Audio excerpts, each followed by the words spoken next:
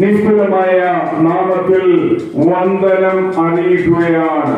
വിശുദ്ധ വേദപുസ്തക ചിന്തയിലേക്ക് നമ്മൾ ഈ സമയം കടന്നു പോവുകയാണ്. അപ്പോസ്തലനായ പൗലോസ് കൊരിന്ത് പട്ടണത്തിലെ ദൈവത്തിന്റെ സഭയ്ക്ക് എഴുതിയ തന്റെ 2-ാം ലേഖനം 2-ാം അധ്യായം 11-ാം വാക്യം. സാത്താൻ നമ്മെ തോൽപ്പിക്കരുത്, നാം അവന്റെ തന്ത്രങ്ങൾ അറിയാത്തവരല്ലോ. 2 കൊരിന്ത്യർ ലേഖനം 4-ാം അധ്യായം അതിന്റെ 4-ാം വാക്യം കൂടെ നമ്മൾ വായിച്ചാൽ 2 കൊരിന്ത്യർ ലേഖനം 4-ാം അധ്യായം അതിന്റെ 4-ാം വാക്യം. ദൈവത്തിന്റെ പ്രതിരൂപമായ ക്രിസ്തുവിന്റെ തേജസ്സുള്ള സുവിശേഷത്തിന്റെ വെളിച്ചം കാണാതെ ഇരിക്കുവാൻ ഈ ലോകത്തിന്റെ ദൈവം അവിശ്വാസികളുടെ മനസ്സ് കുരുടാക്കിയിരിക്കുന്നു. പ്രിയ വാത്സല്യമുള്ള ദൈവമക്കളെ, നമ്മൾ ഈ വേദഭാഗം പരിശോധിക്കുകയാണെങ്കിൽ ദ അഡ്വഞ്ചർ ഓഫ് സൈറ്റാൻ, സാത്താന്റെ തന്ത്രങ്ങൾ എന്നീ ഒരു കാര്യം നമുക്ക് കാണുവാൻ സാധിക്കുന്നു. രണ്ടാമത് ദ അഡ്വാൻസ് ഓഫ് ഈവിൾ, ദുഷ്ടന്റെ മുൻകരുതി കൂട്ടിയുള്ള കാര്യങ്ങൾ നമുക്ക് കാണുവാൻ സാധിക്കുന്നു. മൂന്നാമത് ദ സൈറ്റാനിക് പ്ലാൻ, സാത്താന്റെ പദ്ധതി. ഈ 3 കാര്യങ്ങൾ നമുക്ക് കാണുവാൻ സാധിക്കുന്നു.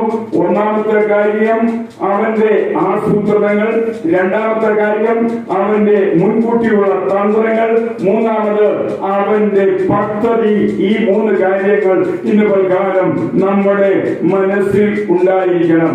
2 കൊരിന്ത്യർ ലേഖനം 4-ാം അധ്യായം 4-ാം വാക്യം വായിച്ചപ്പോൾ ഗോഡ് ഓഫ് ദിസ് വേൾഡ്, ഈ ലോകത്തിന്റെ ദൈവമാണ് ഈ തന്ത്രശാലി.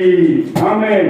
ഈ ലോകത്തിന്റെ ദൈവം അവിശ്വാസമുള്ളവരുടെ മനസ്സ് കുരുടാക്കുവാൻ, അവന്റെ മനസ്സ് ചെറുതാക്കുവാൻ, അവന്റെ മനസ്സ് ഇടുക്കമുള്ളതാക്കുവാൻ സദാ പദ്ധതി ആവിഷ്കരിക്കുകയാണ്. അതുകൊണ്ട് എന്നെ കേൾക്കുന്ന വാത്സല്യമുള്ള ദൈവമക്കളെ, നമ്മുടെ മനസ്സ് പിശാചിന്റെ തന്ത്രത്തിലേക്ക് പോകാതിരിക്കാൻ നമ്മൾ സൂക്ഷിക്കണം. നമ്മുടെ മനസ്സ് പിശാചിന്റെ മുൻകൂട്ടി തയ്യാറാക്കുന്ന പ്ലാനിൽ പോയി അകപ്പെടാതിരിക്കാൻ നമ്മൾ സൂക്ഷിക്കണം. നമ്മുടെ മനസ്സ് അവന്റെ ചെപ്പിടിയിലേക്ക് തക്കവണ്ണം വഴങ്ങി കൊടുക്കാതിരിക്കാൻ നമ്മൾ സൂക്ഷിക്കണം. കാരണം അവൻ സാധാരണക്കാരനല്ല, അവൻ ചെറിയവനല്ല, അവൻ നിസ്സാരക്കാരനല്ല, അവൻ ബലഹീനല്ല, അവൻ ശക്തനാണ്. അവനെ കുറിച്ച് പറയുമ്പോൾ അവൻ ഈ ലോകത്തിന്റെ ദൈവമാണ്.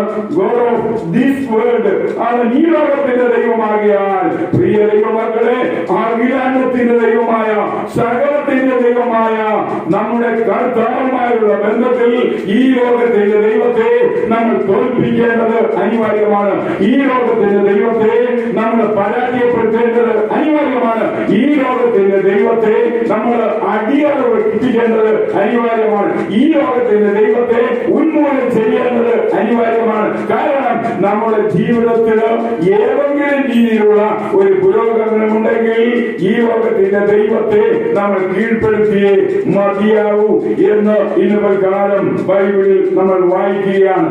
3 കാലങ്ങളായിട്ട് ഇവന്റെ പ്രവൃത്തികൾ വിശുദ്ധ വേദപുസ്തകത്തിൽ കാണുവാൻ സാധിക്കുന്നു. ഒന്ന്, ഫാസ്റ്റ് ടൈം, കഴിഞ്ഞുപോയ ആ ഒരു സമയം. എഫെസ്യലേഖനം 2-ാം അധ്യായം അതിന്റെ 2-ാം വാക്യം വായിക്കുമ്പോൾ, എഫെസ്യലേഖനം 2-ാം അധ്യായം 2-ാം വാക്യത്തിൽ ഫാസ്റ്റ് ടൈം, കഴിഞ്ഞുപോയ അവന്റെ സമയം എന്തായിരുന്നു നോക്കാം.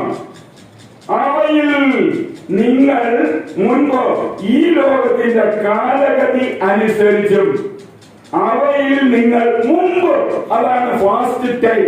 പ്രിയ ദൈവമക്കളെ, മുമ്പ് നമ്മൾ ഈ ലോകത്തിന്റെ കാലഗതി അനുസരിച്ച് നമ്മൾ ജീവിച്ചവരാണ്. എന്നെ കേൾക്കുന്ന വാത്സല്യമുള്ള ദൈവമക്കളെ, ഇനി ഈ ലോകത്തിന്റെ കാലഗതി നമ്മൾ അനുസരിക്കരുത്. ഇനി ഈ ലോകത്തിന്റെ തന്ത്രങ്ങൾ നമ്മൾ അനുകരിക്കുവാൻ പാടില്ല. ഇനി ഈ ലോകത്തിന്റെ ആസൂത്രങ്ങളിൽ നമ്മൾ പെടുവാൻ പാടില്ല. കാരണം ഈ ലോകത്തിന്റെ ദൈവം സാത്താനാണ്. ആമേൻ. ഒന്നാമത് നമുക്ക് കാണാൻ സാധിക്കുന്നു, ഫാസ്റ്റ് ടൈമിൽ കഴിഞ്ഞ സമയത്ത് ഈ ലോകത്തിന്റെ കാലഗതി അനുസരിച്ച് നമ്മുടെ ജീവിതം പരിമിതമായി ഇടുക്കമുള്ള അവസ്ഥയിൽ നമ്മൾ മുന്നോട്ട് നയിച്ചുവെങ്കിൽ പ്രസന്റ് ടൈം, ഈ സമയം എന്താണെന്ന് നമുക്ക് നോക്കാം. 1 പത്രോസ് 5-ാം അധ്യായം അതിന്റെ 8-ാം വാക്യം. 1 പത്രോസ് 5-ാം അധ്യായം അതിന്റെ 8-ാം വാക്യം നമ്മൾ വായിക്കുമ്പോൾ, സമചിത്തരായിരിക്കുവിൻ, ജാഗരൂകരായിരിക്കുവിൻ, എന്നാൽ നിങ്ങളുടെ പ്രതിയോഗിയായ പിശാച് അലറുന്ന സിംഹം എന്ന പോലെ ആരെ വിഴുങ്ങണം എന്ന് തിരിഞ്ഞ് ചുറ്റി നടക്കുകയാണ്. അതുകൊണ്ട് പ്രിയ ദൈവമക്കളെ, ഞാൻ പറയട്ടെ, കഴിഞ്ഞ കാലം നമ്മൾ മറക്കരുത്. ഈ ലോകത്തിന്റെ കാലഗതി അനുസരിച്ച് നമ്മൾ ജീവിച്ചത് കൊണ്ടാണ് കഴിഞ്ഞ കാലത്ത് നമ്മൾ രക്ഷപ്പെടാതെ പോയത്. എന്നാൽ ഈ കാലത്ത് നമ്മൾ എന്ത് ചെയ്യണമെന്നറിയാമോ? നമ്മളെ വലയം ചെയ്തുകൊണ്ടിരിക്കുന്ന സാത്താന്റെ തന്ത്രങ്ങളെ നമ്മൾ അറിഞ്ഞുകൊണ്ട് എന്ത് ചെയ്യണം? അതിന് വിധേയപ്പെടരുത്.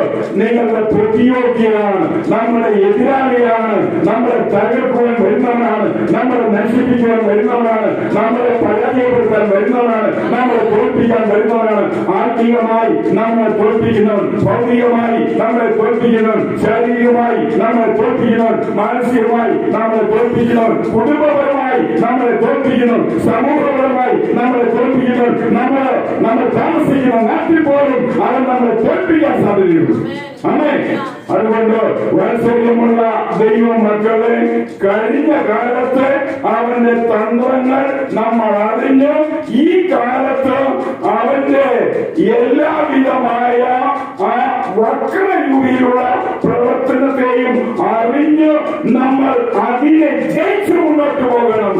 ഒന്നാമത്, ഫാസ്റ്റ് ടൈമിൽ അവന്റെ കാലഗതി അനുസരിച്ച് നമ്മൾ അറിയാതെ ജീവിച്ചുപോയി. രണ്ടാമത്, പ്രസന്റ് ടൈമിൽ അവൻ നമ്മളെ വലയം ചെയ്തിരിക്കുകയാണ്.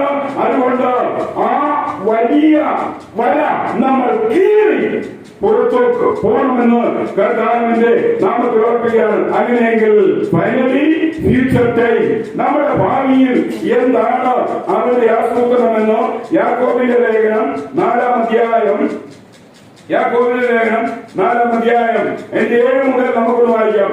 ആകയാൽ നിങ്ങൾ ദൈവത്തിന് കീഴടങ്ങുകയും പിശാചിനോട് എതിർത്ത് നിൽക്കുവാൻ അവൻ നിങ്ങളെ വിട്ട് ഓടിപ്പോകും. സാത്താനോട് നമ്മൾ എതിർക്കണം. ആമേൻ, ആമേൻ. പോര് പോര് പോര് എന്ന് പറഞ്ഞ് വിളിക്കരുത്. ആമേൻ. അവൻ നമ്മളെ ആകർഷിക്കുമ്പോൾ, അവൻ നമ്മളെ മാറി വിളിക്കുമ്പോൾ, അവൻ നമ്മളെ സഹായിക്കാമെന്ന് വാക്ക് പറയുമ്പോൾ നമ്മൾ എന്ത് ചെയ്യണം? അവനെ നമ്മൾ വിട്ടോടിപ്പോകേണ്ടത് അനിവാര്യമാണ്. അതുകൊണ്ട് വാത്സല്യമുള്ള ദൈവമക്കളെ, കഴിഞ്ഞ കാലത്തെ അവന്റെ തന്ത്രങ്ങൾ, ഈ ലോകത്തിന്റെ കാലഗതികൾ അനുസരിച്ചുള്ള ജീവിതത്തിലേക്ക് പോകരുത്. ഈ കാലഘട്ടങ്ങളിൽ അവൻ അലർന്ന സിംഹമായി നമ്മളെ വിഴുങ്ങുവാൻ വരുമ്പോൾ ഭാവിയിൽ അവൻ എന്ത് ചെയ്യുമെന്ന് അറിയാമോ? അവന്റെ ആസൂത്രണത്തിൽ നമ്മളെ അവൻ പിടിച്ച് നമ്മളെ ഉന്മൂലനം ചെയ്യാതിരിക്കുവാൻ നമ്മൾ അവനെ വിട്ടകന്ന് ദൈവത്തിന്റെ അടുക്കലേക്ക് നമ്മൾ പോകണമെന്ന് കർത്താവിന്റെ നാമത്തിൽ ഞാൻ ഓർപ്പിക്കുകയാണ്. പ്രിയ ദൈവമക്കളെ, ഉൽപ്പത്തി പുസ്തകം 1-ാം അധ്യായം 26-27 വാക്യങ്ങൾ വായിക്കുമ്പോൾ, God was created us, ദൈവം നമ്മളെ സൃഷ്ടിച്ചു, His own image and His own likeness, അവന്റെ സാദൃശ്യത്തിലും അവന്റെ സ്വരൂപത്തിലും അവൻ നമ്മളെ സൃഷ്ടിച്ചു. ആമേൻ. ഈ ലോകപ്രകാരമല്ല അവൻ നമ്മളെ സൃഷ്ടിച്ചത്. His own image, അവന്റെ സാദൃശ്യം എന്ന് പറഞ്ഞാൽ ദൈവം നീതിമാനാണ്, ദൈവം പരിശുദ്ധനാണ്, ദൈവം നിർമ്മലനാണ്. നമ്മളെ ദൈവം സൃഷ്ടിച്ചത് നീതിമാനായി, നിർമ്മലനായി, പരിശുദ്ധനായി. ആമേൻ. ആദാമിനെയും ഹവ്വായെയും സൃഷ്ടിച്ച ഏതും തോട്ടത്തിൽ കൊണ്ടാക്കിയപ്പോൾ അവർ നിർമ്മലരായിരുന്നു, അവർ പരിശുദ്ധരായിരുന്നു, അവർ കളങ്കമില്ലാത്തവരായിരുന്നു. ആമേൻ. ഇതാണ് ദൈവത്തിന്റെ സാദൃശ്യവും ദൈവത്തിന്റെ രൂപവും എന്ന് പറയുന്നത്. നീതിയും വിശുദ്ധിയും കൂട്ടായിരുന്നു. ആമേൻ. ആദാമിന് ഹവ്വായ്ക്കും നീതി ഉണ്ടായിരുന്നു, വിശുദ്ധി ഉണ്ടായിരുന്നു, ദൈവവുമായി നല്ലൊരു കൂട്ടായ്മ ഉണ്ടായിരുന്നു. പ്രിയ ദൈവമക്കളെ, ഇങ്ങനെ വിശാലമായി ചിന്തിച്ചാൽ ആദാമിനെ സൃഷ്ടിച്ചു, ഹവ്വായെ സൃഷ്ടിച്ചു, അവരെ അനുഗ്രഹിച്ചു. എന്നിട്ട് പറയുകയാണ്, നിങ്ങൾ സന്താന സമൃദ്ധിയുള്ളവരായി ഭൂമിയിൽ അനുഗ്രഹിക്കപ്പെട്ടവരായി നിറയുകയും.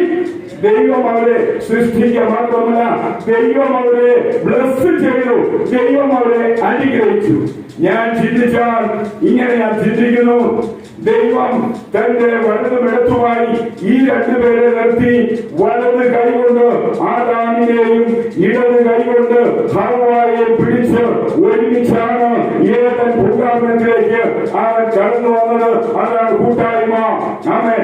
അങ്ങനെ ആ തോട്ടത്തിൽ വന്നു അവരെ രണ്ടുപേരെയും തോട്ടത്തിൽ മനോഹരമായ, സുന്ദരമായ, വിലയേറിയ, യോഗ്യമായ, സൗന്ദര്യപൂർണമായ ഒരു ഇരിപ്പിടത്തിൽ ഇരുത്തിയിട്ട് അവരോട് ഇങ്ങനെ പറഞ്ഞു, നിങ്ങൾക്ക് വേണ്ടതെല്ലാം ഈ തോട്ടത്തിലുണ്ട്, എന്നാൽ നിങ്ങൾക്ക് വേണ്ടാത്തതും ഈ തോട്ടത്തിലുണ്ട്.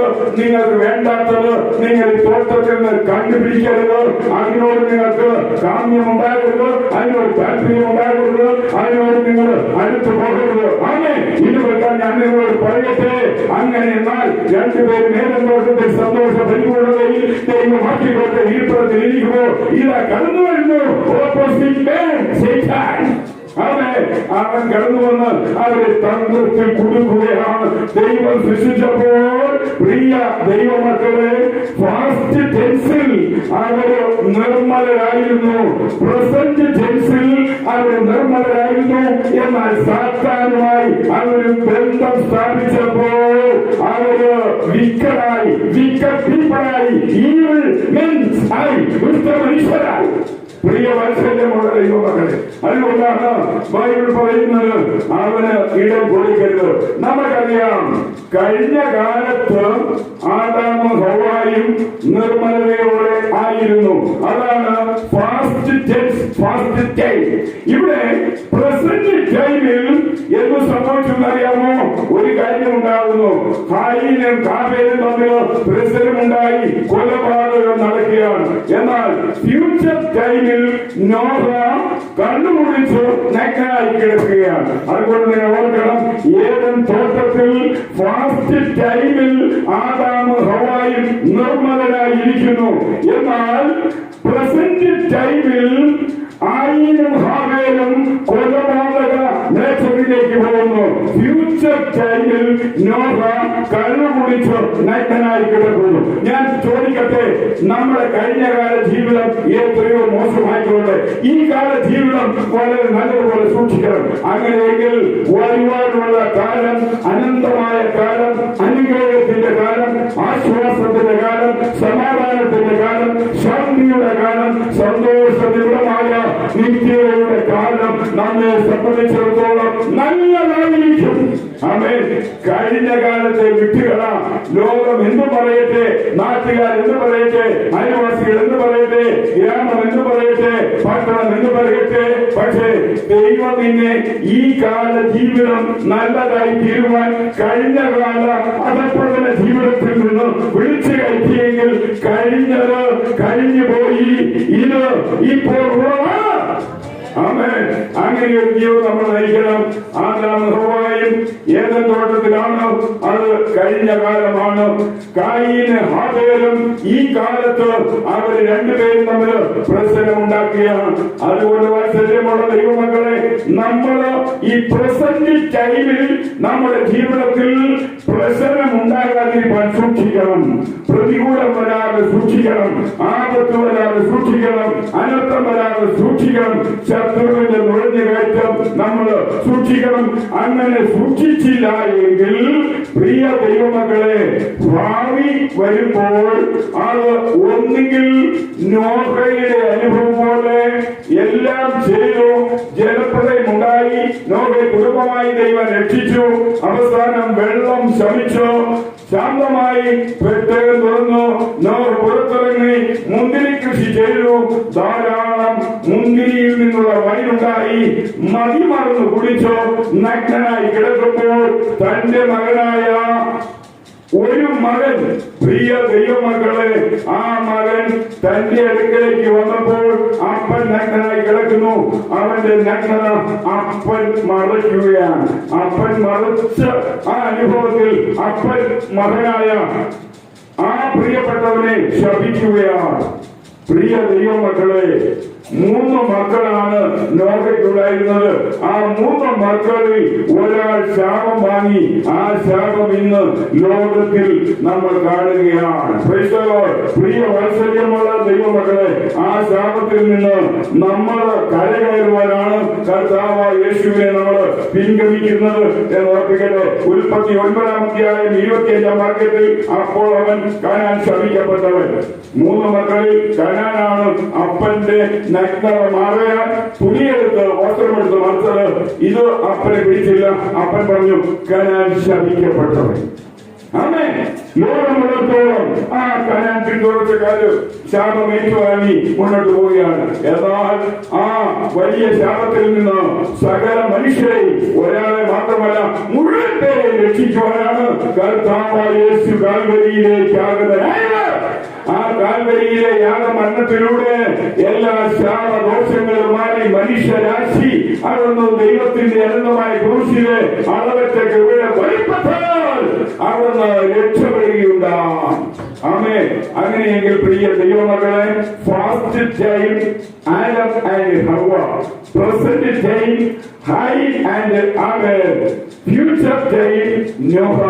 ആ നോഹയുടെ ഭാവി ജീവിതം ധന്യമായി തീരുവാൻ ഇട വന്നു. ഇല്ല എങ്കിൽ അങ്ങനെ നമ്മുടെ ജീവിതത്തിലും വരാതിരിക്കാൻ നമ്മൾ സൂക്ഷിക്കണമെന്ന് കർത്താവായ യേശു ക്രിസ്തുവിന്റെ നാമത്തിൽ ഞാൻ ഓർപ്പിക്കുകയാണ്. മത്തായി സുവിശേഷം 24-ാം അധ്യായം അതിന്റെ 13-ാം വാക്യത്തിൽ ഇങ്ങനെയാണ് ചോദിക്കുന്നത്. മത്തായി സുവിശേഷം 24-ാം അധ്യായം അതിന്റെ 13-ാം വാക്യത്തിൽ, മനുഷ്യപുത്രൻ വരുമ്പോൾ ഭൂമിയിൽ വിശ്വാസം കണ്ടെത്തുന്നു. ആമേൻ. എൻഡ്യൂറൻസ് ഓഫ് എൻഡ്, അവസാനം നല്ല ഒരനുഭവത്തിൽ നമുക്ക് നിൽക്കുവാൻ കഴിയുമോ? പ്രിയ ദൈവമക്കളെ, എൻഡ്യൂറൻസ് എന്ന വാക്കിന് തന്നെ വളരെ വിശാലമായ അർത്ഥമുണ്ട്. അവസാന നാളിൽ നീ സുസ്ഥിരനായിരിക്കുമോ? അതുകൊണ്ട് ഞാൻ പറയട്ടെ, നമ്മൾ നമ്മുടെ കഴിഞ്ഞകാല ജീവിതം മറന്ന് ഈ കാല ജീവിതത്തിലേക്ക് പോകുന്നു. ഞാൻ വീണ്ടും നിങ്ങളൊന്ന് ചിന്തിക്കട്ടെ, നമ്മുടെ മാതാപിതാക്കൾ എങ്ങനെയായിരുന്നു? അതാണ് പ്രിയ വാത്സല്യമുള്ള ദൈവമക്കളെ ഫാസ്റ്റ് ടൈം. നമ്മൾ മക്കളാണ്, നമ്മുടെ സമയം എങ്ങനെയിരിക്കുന്നു? ഇതാണ് പ്രസന്റ് ടൈം. എന്നാൽ നിങ്ങളുടെ കുഞ്ഞുങ്ങളുടെ സമയമാണ് ഫ്യൂച്ചർ ടൈം. അതുകൊണ്ട് നമ്മുടെ മാതാപിതാക്കളുടെ സമയം, നമ്മളുടെ സമയം, നമ്മുടെ മക്കളുടെ സമയം, ഈ 3 സമയത്തെ നിങ്ങൾ തുലാസിൽ തൂക്കണം. ആമേൻ. ഹല്ലേലൂയ. നമ്മുടെ മാതാപിതാക്കൾ എങ്ങനെയായിരുന്നു? നമ്മൾ എങ്ങനെയാണ്? നമ്മുടെ മക്കൾ എങ്ങനെയാകണം? ആമേൻ. അല്ല എങ്കിൽ നമ്മുടെ ഈ വേദപുസ്തക വിശ്വാസത്തിന് ഒരുവിധമായ പ്രസക്തിയും ഉണ്ടാകത്തില്ല. ആമേൻ. ഹല്ലേലൂയ. വരുവാനുള്ള തലമുറയെ നമ്മൾ കാത്തില്ല എങ്കിൽ, വരുവാനുള്ള തലമുറയെ നമ്മൾ സൂക്ഷിച്ചില്ല എങ്കിൽ, വരുവാനുള്ള തലമുറയെ നമ്മൾ കരുതിയില്ല എങ്കിൽ അത് പരാജയമായി തീരും. നമ്മുടെ മാതാപിതാക്കൾ എങ്ങനെയായിരുന്നു? നമ്മൾ എങ്ങനെയാണ്? നമ്മുടെ മക്കൾ എങ്ങനെയായി തീരണം? അതാണ് ഞാൻ പറഞ്ഞത്. പ്രിയ വാത്സല്യമുള്ള ദൈവമക്കളെ, fast time, present time, future time. Fast ടൈമിൽ നമ്മുടെ പേരൻസ്, പ്രസന്റ് ടൈമിൽ നമ്മൾ, ഫ്യൂച്ചർ ടൈമിൽ നമ്മുടെ ചിൽഡ്രൻസ്. അതുകൊണ്ട് നിങ്ങൾ സൂക്ഷിക്കുക. ഞാൻ ഈ പറഞ്ഞത് നിങ്ങൾക്ക് മനസ്സിലായി കാണുമെന്ന് ഞാൻ വിശ്വസിക്കുകയാണ്. ഞാൻ നാളുകളായി നിങ്ങളോട് പറയുന്നത് കൊണ്ട് നിങ്ങൾക്ക് ഞാൻ പറയുന്നത് പെട്ടെന്ന് ഗ്രഹിക്കാൻ സാധിക്കും. അതുകൊണ്ട് നമ്മൾ ഈ 3 സമയത്ത് മറക്കരുത്. കഴിഞ്ഞ കാലത്തെ സമയം, ഈ കാലത്തെ സമയം, വരുവാനുള്ള കാലത്തെ സമയം. കഴിഞ്ഞ കാല സമയത്തിൽ നമ്മുടെ മാതാപിതാക്കൾ ഉൾപ്പെട്ടു. ഈ കാല സമയത്ത് നമ്മൾ ഉൾപ്പെടുന്നു. വരുവാനുള്ള സമയത്ത് നമ്മുടെ മക്കൾ ഉൾപ്പെടുന്നു. എന്നാൽ പ്രിയ ദൈവമക്കളെ, ഈ 3 കാലങ്ങൾ നമ്മൾ സമന്വയിപ്പിച്ച് ഇത് തമ്മിലുള്ള പൊരുത്തവും പൊരുത്തക്കേടും നമ്മളൊന്ന് വിലയിരുത്തി നമ്മൾ മുന്നോട്ട് അതനുസരിച്ച് ജീവിതം നയിക്കണമെന്ന് കർത്താവായ യേശുക്രിസ്തുവിന്റെ നാമത്തിൽ ഓർക്കുകയാണ്. കർത്താവ് നമ്മളെ അനുഗ്രഹിക്കുമാറാകട്ടെ. ആമേൻ.